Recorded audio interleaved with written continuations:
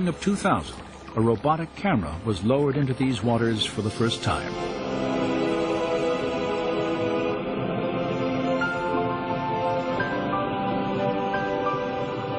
This has never been done.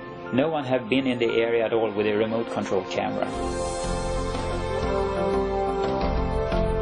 The robotic camera's survey revealed many shapes and objects familiar to Muller, including coral formations with right angles, arches, discs, and straight shafts fused into larger masses that had the appearance of twisted wreckage. Now, when we have been able to go back and forth with a remote control camera, we can repeatedly see that these strange structures we are looking for are there. Not at one place, but you see them again and again and again. There are situations where you see something that looks like an axle, a hub, something that looks like a wheel, and you say to yourself, this is not a coral reef, this is a coral growth on an artifact. And that is what's different to me when I compare corals at other locations around the world. Since the earliest explorations at Nueva, one distinctive type of formation has often been identified on the sea floor. A slender, table-like structure, sometimes standing on end, with a coral-encrusted base, a straight shaft, and a circular top. It's a 90-degree angle, a right angle, between something that looks like an axle and the wheel. And you can see this in different varieties, and it looks very different from normal coral growth. And it is like a man-made structure with a coral growth on it. In the midst of them, Pan Tien photographed this circular object attached to what appears to have been a broken axle or hub. This discovery was significant for two reasons. Pan Tien had documented the coral-encrusted form of a wheel with dimensions similar to ancient Egyptian artifacts directly across from the proposed Nueva crossing site. Her find also provided independent confirmation of earlier evidence establishing wheel-like formations on both coasts of the Red Sea in accordance with descriptions in the biblical record.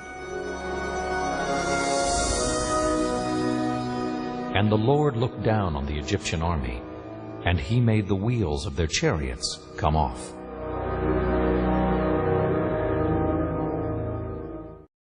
The seafloor is smooth and contains gradual contours. Our first artifact to inspect is this chariot wheel that still has 3 of its 4 spokes, plus the hub is extending upward. We see 90-degree angles here, which are a sign of man-made structure. The Lord looked down upon the army of the Egyptians, and he took off their chariot wheels.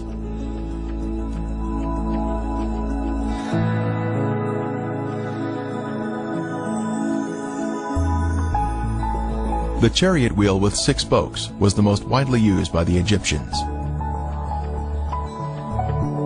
Egyptian chariots were known to use metal hubs in the center of the wheels. Using metal detectors, divers have found metal in the raised hubs that are now covered in coral. Here we see another 4-spoked chariot wheel with 1 spoke missing and a center raised hub. The coral here has preserved the chariot parts by retaining the man-made structure, even after the wood has disappeared. Here we see another wheel suspended on its axle, standing at attention. It has 6 spokes and a raised center hub.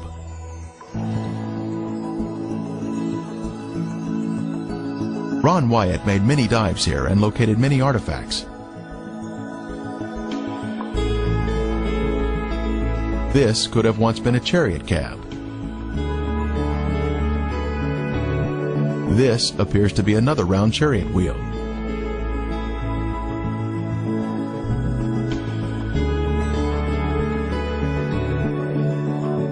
Horse remains have also been found here, such as this shrunken hoof. Horses are not in the Sinai Peninsula today. Human remains have also been found, such as this coral-covered femur bone on the right. Lab tests confirmed that it is in fact bone.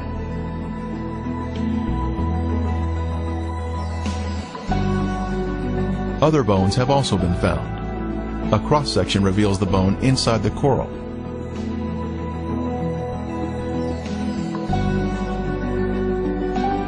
Here we see a chariot wheel standing on its axle in this old 1978 footage shot by Ron Wyatt. Next, we see an 8-spoke wheel with one spoke missing. 8-spoke wheels were only used during the 18th dynasty, the time of the Exodus. The premier find here at the crossing site is this gold veneer that was left behind from a 4-spoke chariot wheel. The Bible tells us there were 600 choice chariots used in the chase of the children of Israel. This artifact was left behind at a depth of 200 feet. Since specialized equipment would be necessary to raise it to the surface, today it is still in the location where it was found. Since there are chariot parts on this side of the Red Sea crossing, could there be other chariot parts on the other side of the Gulf, showing a continuation of artifacts? On the shore opposite of Nuweiba, inspection of the seafloor in Saudi Arabia has also been conducted to see if chariot parts can be found on this side of the Red Sea crossing. While investigating the Saudi Arabian waters, Viveka Pontian found this beautiful round chariot wheel specimen with a raised center hub. This is confirmation of the chariot parts continuing to the other side of the crossing site, opposite Nuweiba.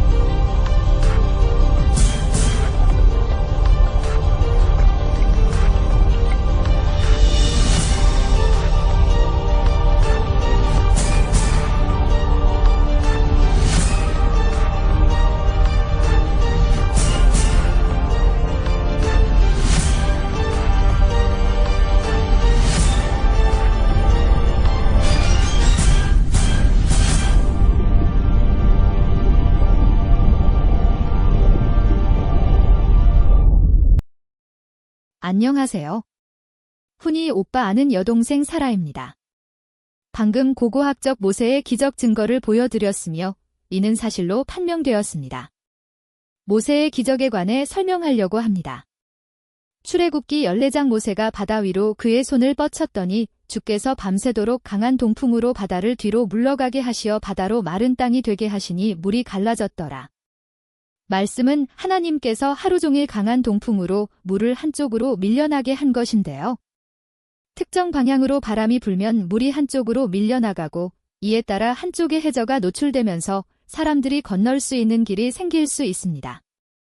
그리고 바다가 갈라지는 현상은 해할 현상, 바다 갈라짐 현상이라고 합니다. 모세의 기적은 강력한 돌풍 때문에 일어난 현상이라고 주장했습니다. 연구진은 바람이 바다에 어떤 영향을 미치는지 슈퍼컴퓨터를 이용해 시뮬레이션으로 실험했습니다. 실험 결과 시속 101km의 강풍이 12시간 동안 불 경우 약 2m 깊이의 물이 갈라지고 길이 3.2km, 폭 4.8km의 마른 땅이 약 4시간 동안 형성되는 것으로 나타났습니다. 바람이 그치면 마른 땅은 다시 물에 잠겼다는 분석합니다. 그리고 풍압, 동풍이 바닷물 위로 불면 바람의 압력이 바닷물을 밀어내는 힘을 생성합니다. 이에 따라 바닷물은 바람이 불어오는 방향과 반대쪽으로 이동하게 됩니다. 코리올리 효과, 지구는 자전하고 있기 때문에 물체의 움직임은 북반구에서는 오른쪽, 남반구에서는 왼쪽으로 편향됩니다. 동풍이 불면 바다의 수면이 오른쪽으로 편향되면서 바닷물이 한쪽으로 몰리게 됩니다. 이러한 효과는 바람이 불어오는 방향에 따라 바다의 흐름을 변화시킵니다. 이 두 가지 물리적 원리가 결합하여 동풍이 불 때 바닷물이 특정 방향으로 이동하게 되는 것입니다. 우리나라에도 모세의 기적 같은 장소들이 있습니다. 대표적으로 진도섬이 유명하죠. 바다 갈라짐 현상은 소설이 아니라 충분히 가능한 현상임을 보여드렸다고 생각합니다. 진리를 찾으시길 바랍니다. 감사합니다.